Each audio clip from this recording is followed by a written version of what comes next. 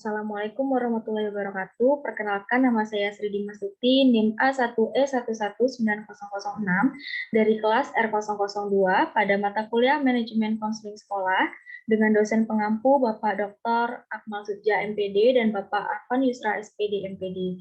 Nah, pada video kali ini saya akan menjelaskan mengenai prosedur penyusunan program BK komprehensif.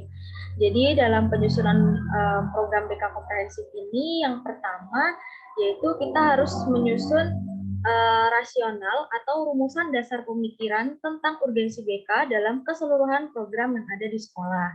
Jadi inilah rumusan dasar pemikiran tentang urgensi BK yang sudah saya buat, bisa dilihat.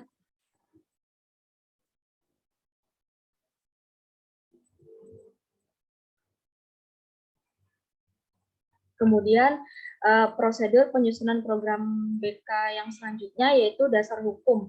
Dasar hukum ini yang menjadi landasan dalam penyelenggaraan program bimbingan dan konseling. Jadi dalam program BK yang sudah saya buat di sini, saya menggunakan landasan dari Undang-Undang Republik Indonesia Nomor 89 Tahun 1989 tentang Sistem Pendidikan Nasional dan Peraturan Pemerintah Nomor 28 Tahun 1990 tentang Pendidikan Dasar dan Nomor 29 Tahun 1990 tentang Pendidikan Menengah, kemudian Undang-Undang Republik Indonesia Nomor 20 Tahun 2003 tentang Sistem Pendidikan Nasional, kemudian Peraturan Menteri Pendidikan Nasional Republik Indonesia Nomor 22 Tahun 2006 tentang standar isi untuk satuan pendidikan dasar menengah, kemudian Peraturan Menteri Pendidikan Nasional Republik Indonesia Nomor 27 Tahun 2008 tentang standar kualifikasi akademik dan kompetensi konselor, kemudian Peraturan Menteri Pendidikan dan Kebudayaan Republik Indonesia Nomor 68 Tahun 2013 tentang kerangka dasar dan struktur kurikulum SMP KMTS, kemudian Peraturan Menteri Pendidikan Nasional Nomor 111 Tahun 2014 tentang bimbingan dan konseling pada pendidikan dasar. Nah, itulah landasan yang saya gunakan dalam program BK yang sudah saya buat.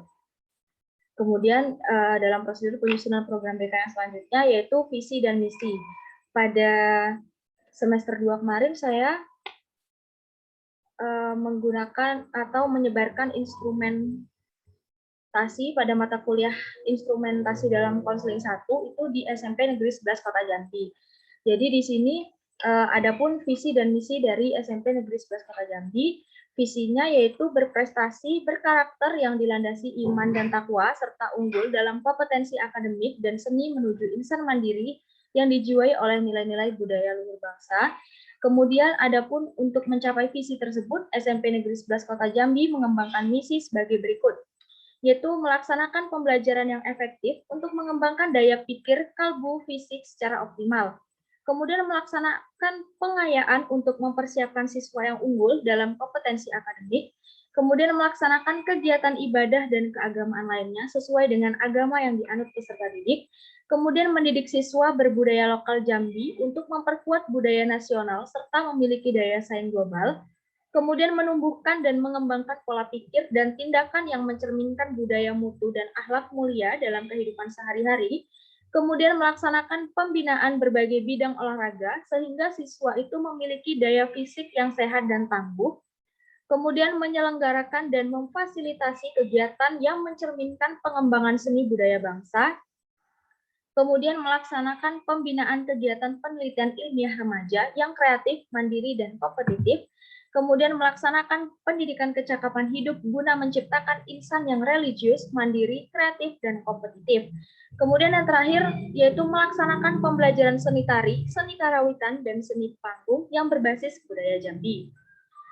Kemudian dalam prosedur penyusunan program BK yang selanjutnya yaitu mengenai deskripsi kebutuhan.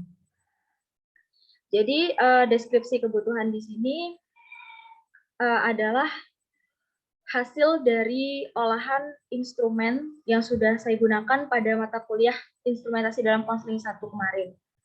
Jadi di sini kecenderungannya yang pada kecenderungan pribadi itu kebutuhannya itu tentang kebiasaan mencontek saat ujian. Jadi masih banyak siswa itu yang memiliki kebiasaan mencontek saat ujian.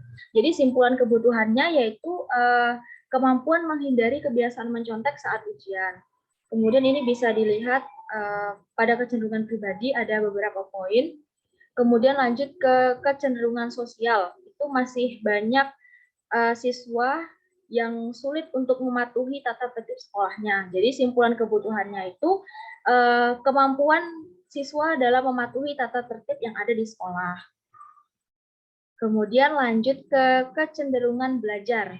Jadi masih banyak juga siswa itu yang merasa takut untuk bertanya dan menjawab di dalam kelas.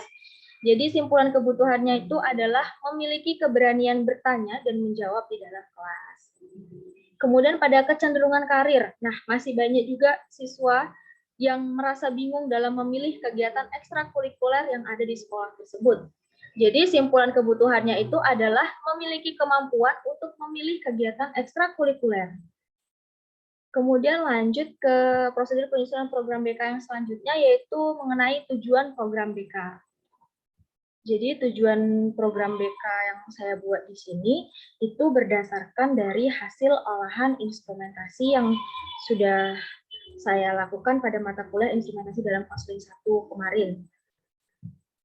Jadi dalam bidang pribadi, itu tadi sudah saya jelaskan dalam deskripsi kebutuhan, masih banyak siswa itu yang suka mencontek saat ujian. Jadi kesimpulan kebutuhannya yaitu kemampuan menghindari kebiasaan mencontek saat ujian. Jadi tujuan dari saya membuat program BK ini nantinya itu peserta didik atau konseli memiliki pemahaman dan kesadaran bahwa mencontek itu adalah perbuatan tidak baik. Seperti itu.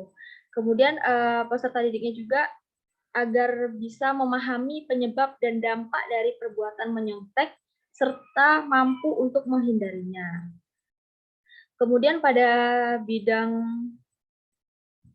sosial, itu tadi masih banyak siswa yang belum bisa mematuhi tata tertib sekolah. Jadi simpulan kebutuhannya itu kemampuan mematuhi tata tertib sekolah. Jadi tujuan dari program BK yang saya buat ini adalah peserta didik atau konseli ini bisa memahami pentingnya tata tertib sekolah dan mau untuk mematuhinya dalam kehidupan sehari-hari. Kemudian lanjut pada bidang belajar. Nah, tadi simpulan kebutuhannya itu siswa memiliki keberanian bertanya dan menjawab di dalam kelas. Sehingga tujuan dari program BK yang saya buat ini adalah agar peserta didik atau konseli memiliki keberanian bertanya dan menjawab di dalam kelas. Kemudian lanjut ke bidang karir. Jadi simpulan kebutuhannya itu siswa memiliki kemampuan untuk memilih kegiatan ekstrakurikuler. Jadi tujuan dari program BK yang saya buat ini nantinya itu peserta didik atau konseli mampu memilih kegiatan ekstrakurikuler yang sesuai dengan bakat, minat, dan kemampuannya. Kemudian lanjut dalam prosedur penyusunan program BK selanjutnya itu kita menyusun yang namanya komponen program BK. Jadi komponen program BK ini sudah saya susun berdasarkan dari hasil analisis data instrumen saya. Jadi komponen program BK yang saya susun itu meliputi layanan dasar, layanan peminatan dan perencanaan individual, layanan responsif, dan dukungan sistem. Dan inilah bisa dilihat penjelasannya.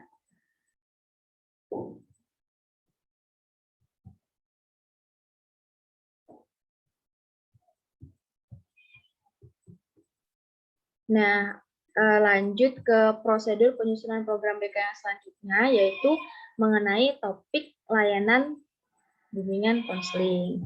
Jadi, topik atau tema yang saya ambil di sini itu berdasarkan dari rumusan kebutuhan peserta didiknya. Seperti tadi, pada bidang layanan pribadi, siswa itu kebutuhannya adalah kemampuan menghindari kebiasaan mencontek saat ujian. Jadi, topik atau tema yang akan saya berikan di sini mengenai kebiasaan mencontek dan akibatnya. Kemudian yang pada bidang sosial, tadi itu masih banyak siswa yang belum bisa mematuhi tata tertib sekolah, sehingga topik atau tema dari layanan BK yang akan saya berikan itu mengenai tata tertib sekolah. Kemudian lanjut pada bidang belajar. Di sini simpulan kebutuhannya itu siswa memiliki keberanian bertanya dan menjawab di dalam kelas. Jadi di sini saya mengambil topik atau temanya itu mengenai motivasi belajar. Kemudian lanjut pada bidang karir, itu tadi simpulan kebutuhannya adalah siswa memiliki kemampuan untuk memilih kegiatan ekstrakurikuler. Jadi topik atau tema layanan yang akan saya berikan itu mengenai cara memilih ekstrakurikuler yang tepat sesuai dengan minat dan bakat. Nah, itulah penjelasan dari saya mengenai prosedur penyusunan program BK komprehensif. Kurang lebihnya saya mohon maaf. Saya akhiri. Wassalamualaikum warahmatullahi wabarakatuh.